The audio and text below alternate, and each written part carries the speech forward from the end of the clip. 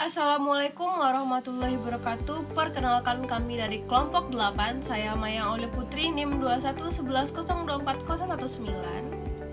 Perkenalkan, nama saya Eki Yustita dengan NIM 2111021012. Nama saya Desi Rahmadani dengan NIM 2111021008. Baiklah, pada video kali ini kami akan mempresentasikan hasil diskusi kami tentang uraian tugas konsep akuntansi biaya kontemporer yang mencakup 3 poin utama. Yang pertama ada konsep biaya per unit, konsep just in time, dan standar costing. Nah, untuk materi pertama akan disampaikan oleh saya sendiri, yaitu tentang konsep biaya per unit. Nah, untuk biaya per unit ada 5 poin yang akan saya jelaskan. Yang pertama, konsep biaya per unit, kalkulasi biaya produk berdasarkan tradisional, keterbatasan sistem akuntansi biaya tradisional, kalkulasi biaya produk berdasarkan aktivitas atau activity based costing atau bisa disebut dengan ABC, dan pengklasifikasian aktivitas. Masuk kepada poin pertama, yaitu konsep biaya per unit.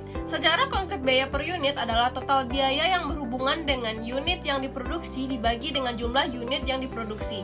Walaupun secara konseptual sederhana, namun dalam praktek perhitungan biaya produksi dapat menjadi rumit dan kompleks karena beberapa hal, yaitu mencakup 3 hal. Yang pertama ada total biaya, yang kedua pengukuran biaya yang dibebankan, dan yang ketiga pengukuran biaya dengan produk. Nah, bagaimana sih cara menghitung biaya per unit? Yaitu dengan 4 langkah. Yang pertama, tentukan biaya tetap, identifikasi biaya variabel, ketahui unit produksi, dan yang terakhir masukkan biaya tetap, biaya variabel, dan jumlah unitnya. Poin kedua, kalkulasi biaya produksi berdasarkan tradisional. Dalam sistem biaya tradisional hanya menggerakkan aktivitas tingkat unit yang digunakan. Untuk membebankan biaya produk, pergerakan aktivitas tingkat unit adalah faktor-faktor yang menyebabkan perubahan biaya sebagai akibat perubahan unit yang diproduksi. Nah, kalkulasi biaya tradisional ini adalah penjumlahan biaya bahan langsung, biaya tenaga kerja langsung, dan alokasi biaya overhead pabrik atau BOP. Nah, dasar alokasi biaya produksi berdasarkan tradisional ada 5. Yang pertama, unit produksi, jam kerja tenaga langsung, jam kerja mesin, biaya tenaga kerja langsung, dan biaya bahan langsung. Kemudian yang ketiga, keterbatasan sistem akuntansi biaya tradisional. Yang pertama, penggunaan jam kerja langsung satu-satunya alat untuk dasar alokasi biaya overhead pada produk. Yang kedua, margin laba sulit untuk dijelaskan. Yang ketiga, titik berat hanya pada fase produksi, tidak termasuk desain dan distribusi. Yang keempat, biaya fase desain dan distribusi masuk pada biaya periode. Yang kelima, Departemen Akuntansi menghabiskan banyak waktu untuk memberikan data biaya bagi produk khusus. Yang keenam, perusahaan memiliki ceruk pasar yang tampaknya memberikan laba yang tinggi, namun sebenarnya belum bisa dipastikan. Nah, yang terakhir, yang ketujuh, hasil dari penawaran bisnis sulit untuk dijelaskan. Masuk kepada poin yang keempat, yaitu kalkulasi biaya produk berdasarkan aktivitas atau activity based costing yang biasanya disebut dengan ABC.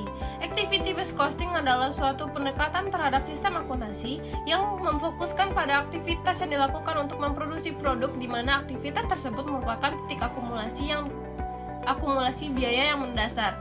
Nah, perhitungan biaya berdasarkan aktivitas ini didasarkan pada konsep produk yang mengkonsumsi aktivitas dan sumber daya. Dengan metode ini, diharapkan pihak manajemen dapat mengurangi dan bahkan menghilangkan aktivitas yang tidak bernilai tambah atau aktivitas yang dipertimbangkan tidak memberi kontribusi terhadap nilai pelanggan atau terhadap kebutuhan organisasi.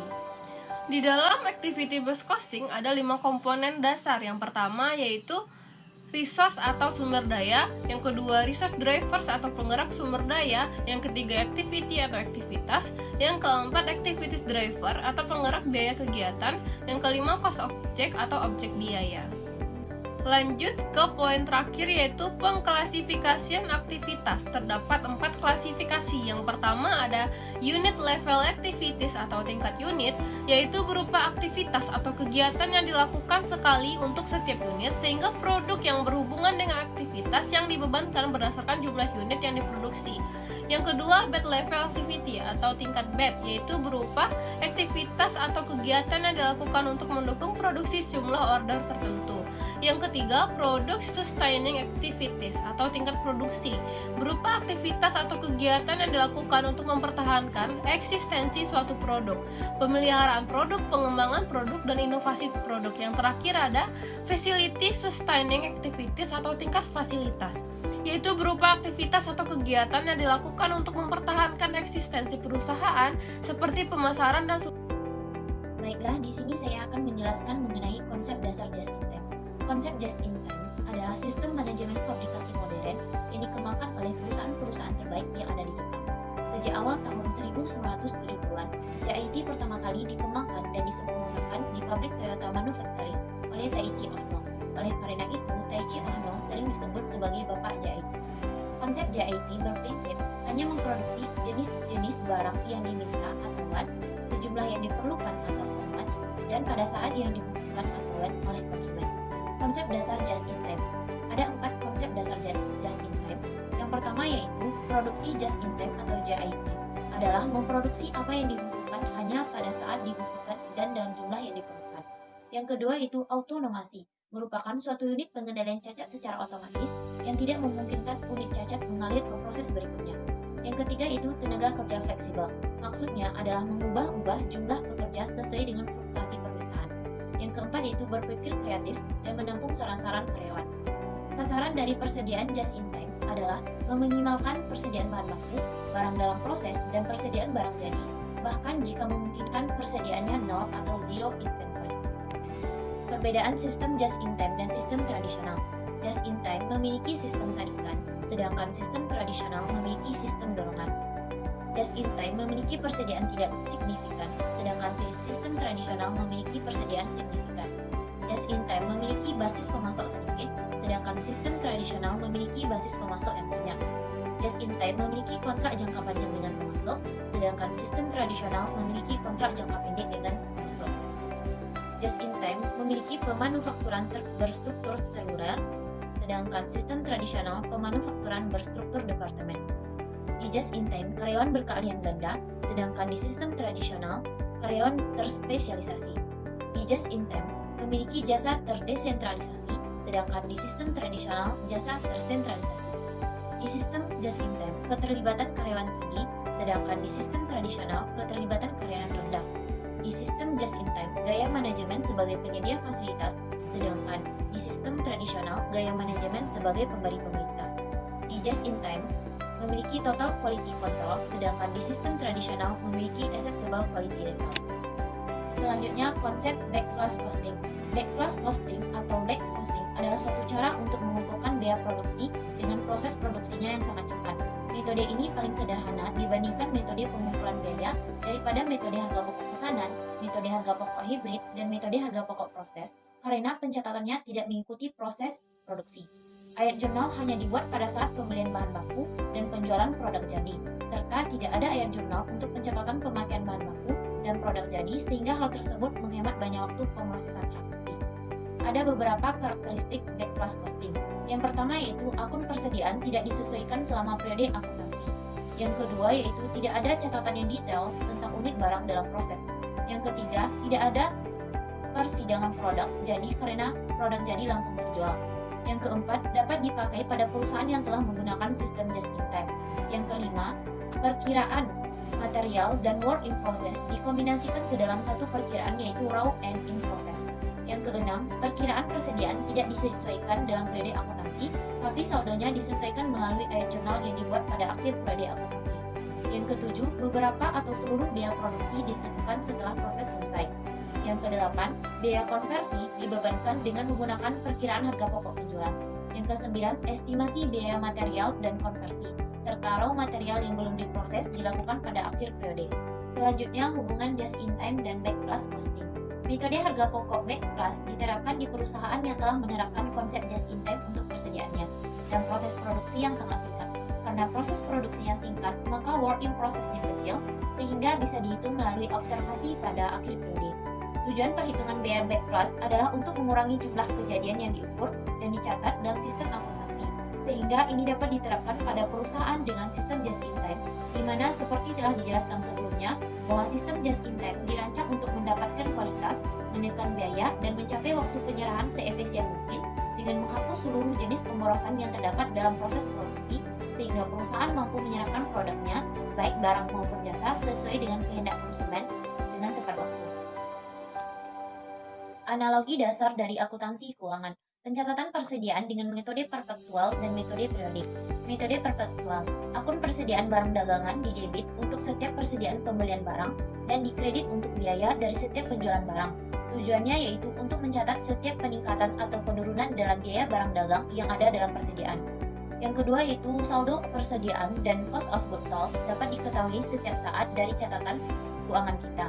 Selanjutnya metode periodik. Saldo awal persediaan barang dagangan tidak berubah atau tidak ada penambahan ataupun pengurangan selama periode akuntansi, sehingga saldo persediaan dan cost of goods sold tidak bisa diketahui secara langsung. Yang kedua, penyesuaian dilakukan di akhir periode sehingga saldo akhir dari persediaan dihitung dengan perhitungan fisik. Ayat jurnal akhir periode digunakan untuk menyesuaikan akun persediaan barang dagang ke saldo akhir yang benar dan mencatat harga pokok penjualan untuk periode tersebut. Harga pokok penjualan merupakan total aliran keluar barang dagang untuk periode akuntansi tersebut dihitung dan dicatat hanya di akhir periode. Rumus dari cost of goods sold yaitu persediaan awal ditambah pembelian dikurang persediaan akhir. Kali ini saya akan menjelaskan tentang pengertian standar costing. Standar costing adalah biaya yang ditentukan di muka yang merupakan jumlah biaya yang seharusnya dikeluarkan untuk satu satuan produk atau untuk membiayai kegiatan tertentu di bawah kondisi ekonomi. Selanjutnya yaitu penentuan jenis-jenis standar costing. Penentuan standar biaya standar dibagi menjadi 3 bagian yaitu biaya bahan baku standar. Biaya bahan baku standar yaitu taksiran sejumlah unit bahan baku yang diperlukan untuk memproduksi satu unit produk tertentu. Yang kedua yaitu biaya tenaga kerja standar, yaitu taksiran sejumlah satuan waktu yang diperlukan untuk membuat satu unit produk. Yang ketiga yaitu biaya bahan baku standar. Tarif overhead standar dihitung dengan membagi sejumlah biaya overhead yang dianggarkan pada kapasitas normal dengan kapasitas normal. Konsep target costing. Target costing sering disebut cost planning atau cost project untuk mengurangi biaya produk secara keseluruhan sepanjang daur hidup produk yang bersangkutan. Konsep target costing ini bertujuan untuk mengurangi biaya produk pada tahap perencanaan dan pendesainan produk sehingga memungkinkan perusahaan untuk mencapai pangsa pasar dari target laba yang diinginkan. Konsep Kaizen Costing. Konsep Kaizen Costing ini adalah teknik yang digunakan Jepang untuk mengelola biaya dalam perencanaan produk dan tahapan desain dan telah digunakan oleh beberapa perusahaan-perusahaan Jepang. Perbedaan standar costing, Kaizen costing, dan target costing. Yang pertama, biaya standar. Standar costing adalah perhitungan harga pokok produk dengan membebankan biaya bahan baku langsung, biaya tenaga kerja langsung, dan biaya overhead pabrik berdasarkan biaya standar. Nah, untuk biaya target sendiri yaitu proses pengurangan biaya dalam tahap pengembangan dan perencanaan produk tertentu, perubahan modal secara penuh ataupun perubahan modal secara teratur. Untuk biaya Kaizen costing adalah suatu teknik yang digunakan Jepang untuk mengelola biaya dalam perencanaan produk dan tahapan desain dan telah digunakan oleh beberapa perusahaan yang di Jepang dengan perbaikan secara terus-menerus yang didukung proses pengurangan biaya dalam tahap pemanufakturan produk yang sudah ada.